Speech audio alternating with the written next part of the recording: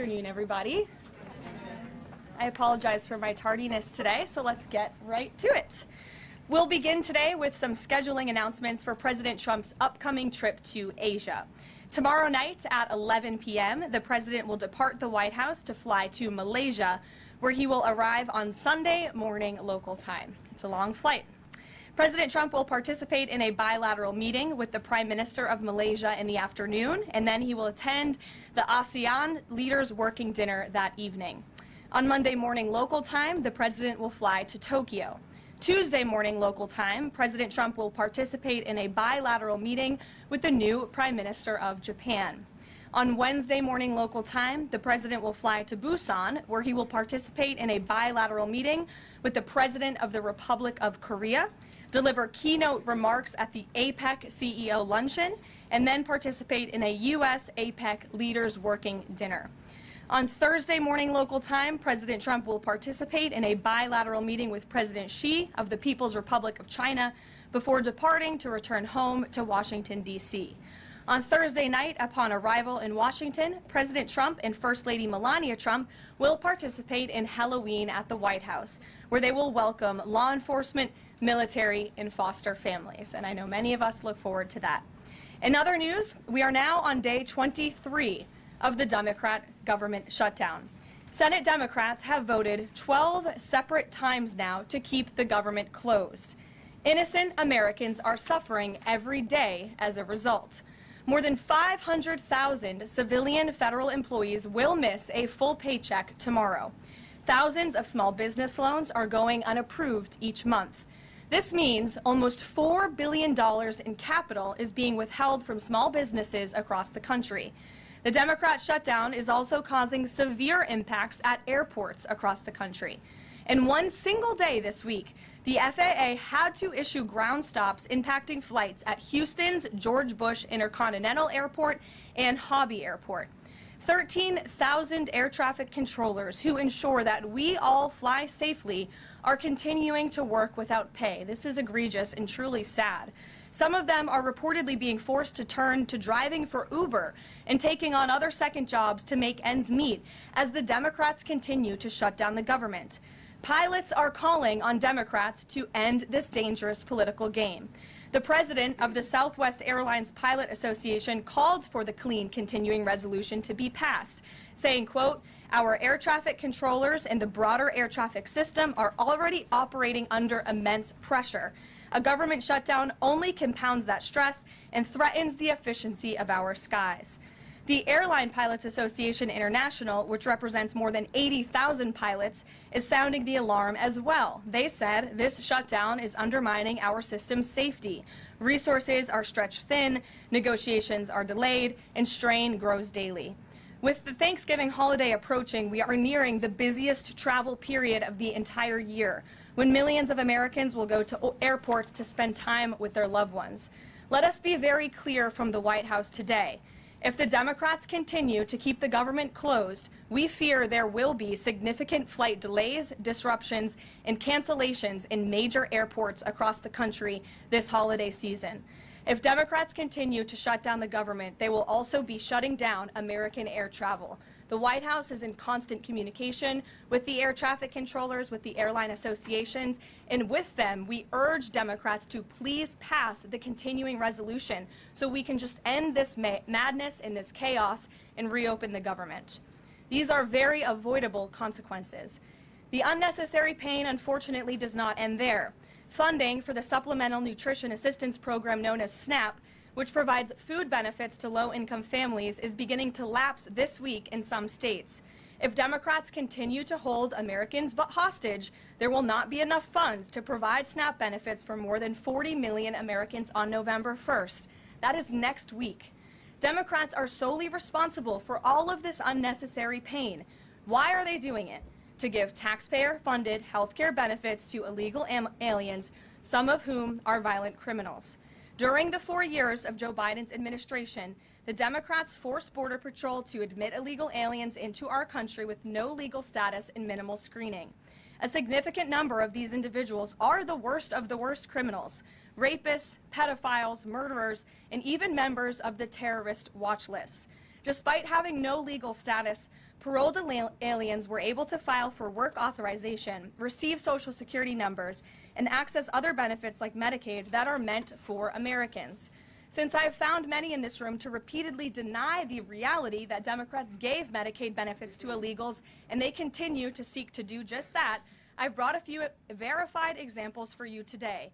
These are examples of some of the illegals who received Medicaid benefits under President Biden's leadership, and this is what Democrats are wanting to do. This is why they are continuing to keep the government closed. An illegal alien from Laos was arrested for murder, robbery, and felony possession of a firearm. An illegal alien from Guatemala who was arrested for rape and burglary. An illegal alien from El Salvador who was arrested for strangulation, DUI, and burglary. An illegal alien from Mexico who was arrested for attempted murder. The Democrats' open border policies allowed these threats into our country, and then they provided them with free health care. The president and Republicans, through the One Big Beautiful Bill, implemented a common sense reform to end this fraudulent scheme. But that's why the Democrats are continuing to shut down the federal government. They are trying to reverse this and restore taxpayer-funded health care for illegal aliens like these. Throughout this shutdown, Democrats have said this quiet part out loud. Senator Chuck Schumer, the leader of the caucus that is refusing to open the government, said, quote, "Every day gets better as the shutdown continues." Ask the air traffic controllers if every day is getting better, Senator Schumer, and they will tell you absolutely not. House Democrat Catherine Clark said, "There are going to be families that are going to suffer. We take that responsibility seriously, but this is one of the few leverage points that we have." Here is a House Democrat who is admitting that they are using Americans who are suffering as political leverage. And Senator Bernie Sanders said, "If you reopen the government, we lose our leverage." This is pure partisan games. A senior Democrat aide said the party will not end the shutdown, quote, "short of planes falling out of the sky." That is truly a disturbing statement. The Democrats clearly don't care about this suffering. They care about playing political games against President Trump, and this dangerous charade needs to end. The president and Republicans' position has been clear and unchanged. Pass a clean, nonpartisan funding bill to reopen the government. And then we can talk about all of the partisan issues that the Democrats wish to. If you're watching at home, we urge you to call your Democrat senators and tell them to put our country over their party and reopen the government today. Here in our new media seat, we have Brittany Gibson of Axios. Brittany, why don't you start us off for our Q&A today? Thank you for being here. Two questions, if I may, Caroline. First is, we understand that the president and Republicans will not negotiate on ACA extensions until the government reopens. If and when that happens, what does the president think should be, or what are his plans for preventing rising healthcare costs for Americans? It's a very good question, and I'll leave that to the president to negotiate that when Democrats vote to reopen the government. When it comes to lowering healthcare costs, the president is deeply committed to this. It's why he has spent so much time and effort negotiating with Big Pharma to lower the healthcare costs of prescription drugs. All of you have been in the Oval Office for multiple different announcements. We've had these most favored nations deals with these large pharmaceutical companies committing to lowering drug costs in this country. So it's something the president wants to do. And Brittany, one more point. I'll just point out the irony in Democrats holding the government and the American public hostage over a healthcare system that they created.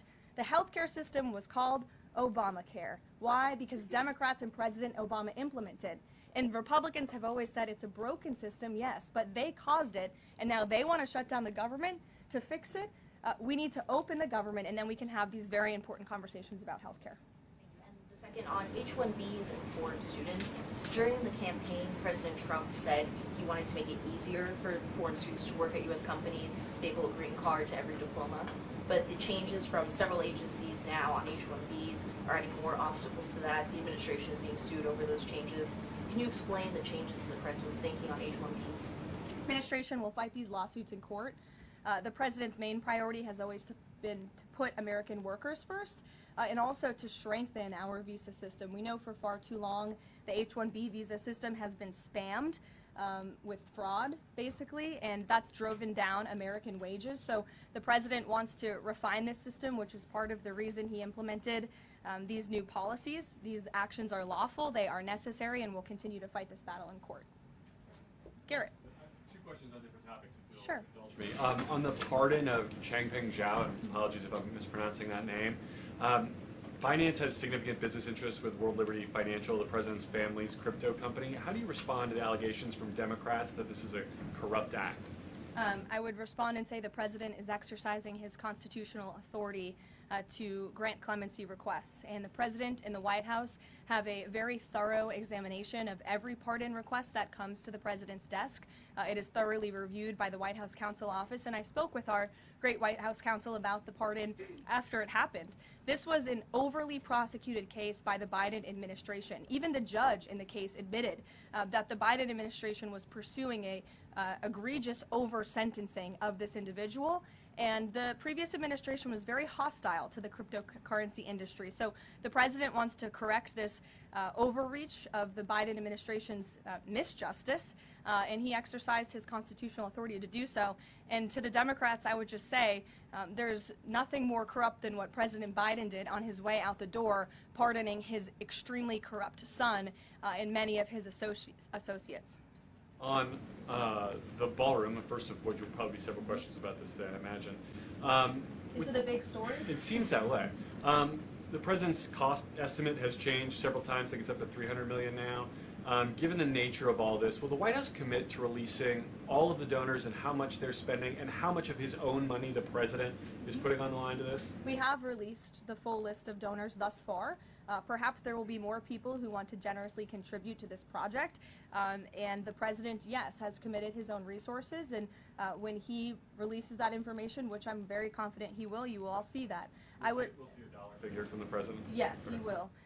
And I would also just add the president has been incredibly transparent. I would reject any notion otherwise when it comes to this ballroom project. It's something he personally has obviously taken an interest into and has talked with all of you in this room many times about. You have seen the model in the Oval Office. Last night he showed that for you. But when this plan was presented and when these renderings, as soon as they were complete, the president directed me to come out here and to share them with all of you. I did an entire opening remarks about what this ballroom project was going to look like. With any construction project, there are changes over time as you assess what the project is going to look like, and we'll continue to keep you apprised of all of those changes, but just trust the process. This is going to be a magnificent addition to the White House for many years to come, and it's not costing the taxpayers anything. The president is privately funding this ballroom addition to the White House grounds. Jennifer. To follow up on that, one thing that's not in the president's model is the East Wing bunker, the president's emergency operations center. Can you say if his update, that $300 million, does that include the cost for upgrading that bunker? Look, like any security enhancements that are made on the White House grounds, those will be made and maintained by United States Secret Service. As for the cost of the ballroom and the construction itself, all of that is going to be, like I've said, privately funded and paid for by the president himself and many generous patriots who have stepped up. Included in that funding? Correct. Okay, and then can you say, well, that's right, I'll skip that one. Thanks. We just. Thank you, Caroline. More ballroom questions. Okay. So the White House has explained that the reason you didn't submit construction plans to the NCPC is because that commission, along with others, don't have oversight